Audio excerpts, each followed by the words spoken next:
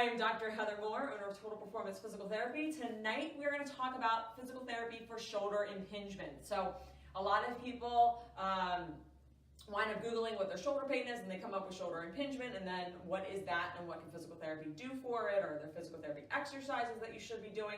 So let's first talk about what impingement is. So impingement is literally a pinching of a muscle in the shoulder, all right? So you have this muscle that runs through, all right? It comes more in the back here. It's gonna run through. There's a gap between this bone up here and this bone up here. And that muscle is gonna come kind of through that tunnel there. So you're gonna have this much space, which is an exaggeration, obviously, and then you're going to have a muscle coming through there. So every time that you lift your arm, that gap narrows. So when you have a healthy tendon, you have a healthy muscle, this shoulder is able to move nice and easy. You don't get any pain reaching overhead. You don't get any pain reaching behind your back.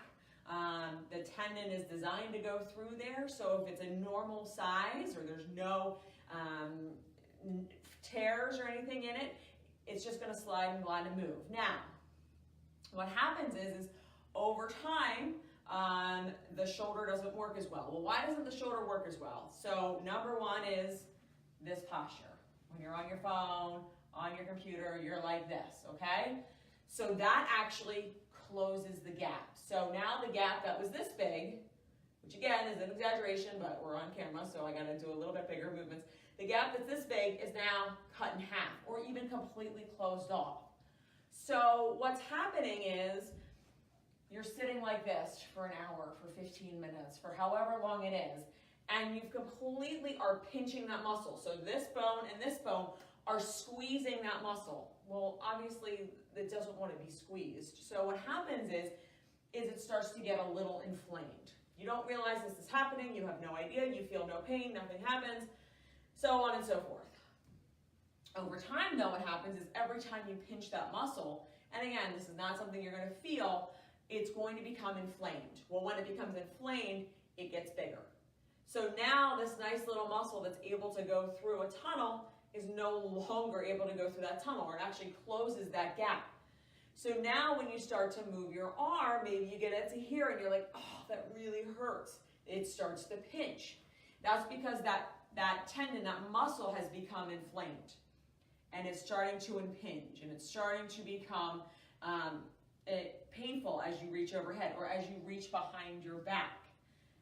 Anything that you do to move this bone here, this arm bone, this humerus, is going to close that gap.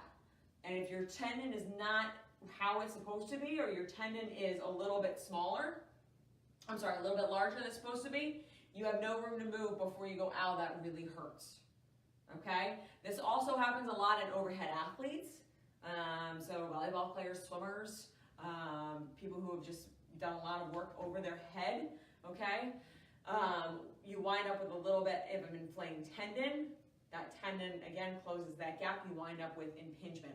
What also can happen is as you get older, this bone on top of your shoulder, underneath there, what it'll start to do is it'll start to develop some calcium deposits. It'll start to develop some deposits on the bottom of that bone. And that will also start to close the gap.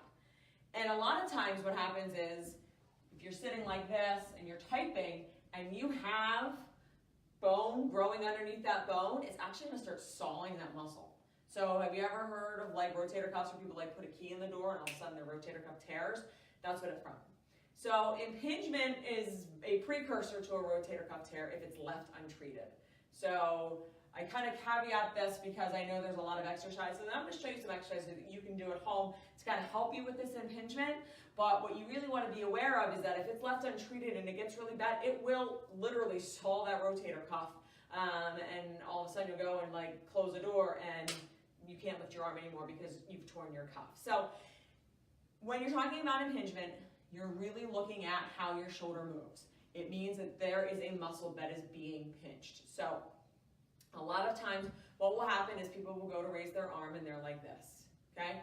Again, this is not something you realize that you're doing. This is not something you have any idea that you're doing. Your body's just like, I want to lift my arm without pain. So here we go. So you're shrugging your shoulder, okay? Every time you shrug your shoulder, you're closing that gap, you're causing that impingement. All right, so what can you do to help your impingement at home?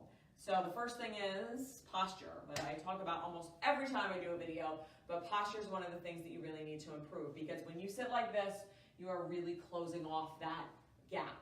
Posture when you're sleeping. If you sleep on that shoulder and it's sore, you're cutting off the blood supply, all right? So you want to kind of sleep on the other side and drape a pillow underneath your arm, so that way it opens it up and it allows blood to flow through. Posture, if you do nothing else for impingement, posture is like the #1 thing that you need to change. I don't care what exercises to do, what medications you take, what pills you pop. If you don't change your posture, this is never going to go away. Even if you come here for physical therapy and we say, oh, we're going to do this, and we're going to do all this manual work on you, if you go home and you do this, and you're sitting at your computer, and you're like this, or you're on your phone, you're not going to get rid of that impingement syndrome. All right? The second thing you're going to want to do, again, is a posture-related exercise, but you're just going to roll your shoulders up, back, and drop them down. All right? This is going to alleviate this type of posture, and it's going to alleviate this type of posture. And it's going to reset that shoulder. Now, it is not a up, back, and plaster them back.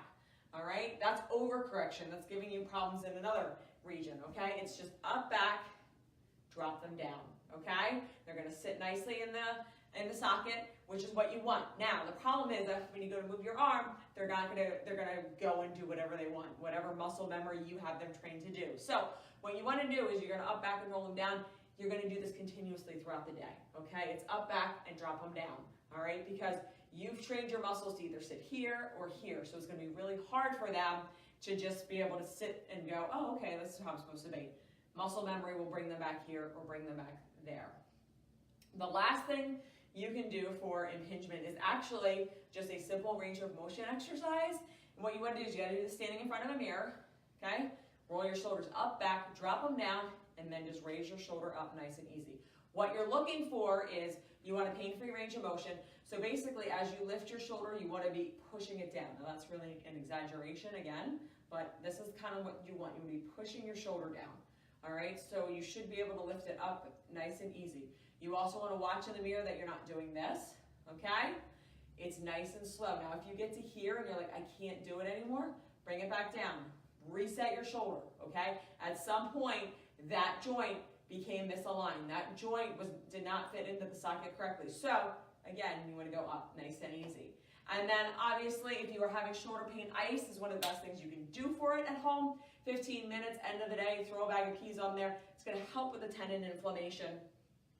But if you're dealing with pain that you're feeling every day in that shoulder, you are going to absolutely have to get it treated by a professional. A lot of things you're going to do at home, while they're a start to making it heal, it's not going to go away completely.